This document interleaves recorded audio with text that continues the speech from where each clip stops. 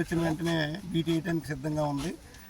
ఈ లోపల అక్రమ తవ్వకాలు చెరువులు రూపంలో తవ్విస్తూ ఎవరో రాజుగారి చెరువులంట తనియల దగ్గర ఒక 40 ట్రాక్టర్లు పెట్టి ఇష్టం వచ్చినట్టు ఆ రోడ్డు మీద తోలేయటం జరుగుతూ ఉంది.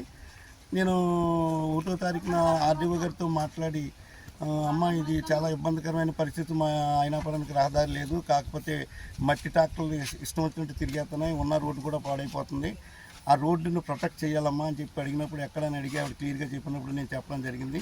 నేను చెప్పిన గంటన్నరలో వచ్చి ఆవిడ ఇవన్నీ బ్యాన్ చేయడం కూడా జరిగింది. ఒక 10 రోజులు దగ్గర వారం రోజులు బ్యాన్ అయినాయి.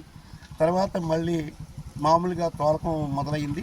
మరి పైనుంచి ఏ నాయకులు చెప్పారో నాకు తెలియదు, నాకైతే పూర్తి వివరం లేదు. కానీ తోలుతున్న దాని మీదట నేను వెంటనే ఒక సర్పంచ్గా బాడీనంతా కూర్చోబెట్టి మీటింగ్ పెట్టుకుని నేను ఒక లెటర్ డ్రాప్ చేసి, ఈ ఒక లెటర్ మీద మా బాడీ వైస్ సర్పంచ్, నేను, నా బాడీ 14 మంది సంతకాలు పెట్టి కలెక్టర్ గారికి, ఆర్డీఓ గారికి, ఎఫ్డిఓ డిస్ట్రిక్ట్ డెవలప్మెంట్ ఆఫీసర్కి, ఎండిఓ గారికి, ఎంఆర్ఓ గారికి, మన శాసనసభ్యుల వారికి కూడా పంపడం జరిగింది. దాని మీద ఎలాంటి స్పందన కనపడలేదు. తర్వాత మళ్ళీ ఇదే తోలకం తోలుతూ మరి వాళ్ళంతా కుర్రోళ్ళు, 40 ట్రాక్టర్ల మీద ఉన్న వాళ్ళంతా 20 సంవత్సరాల కుర్రోళ్ళు, దారుణ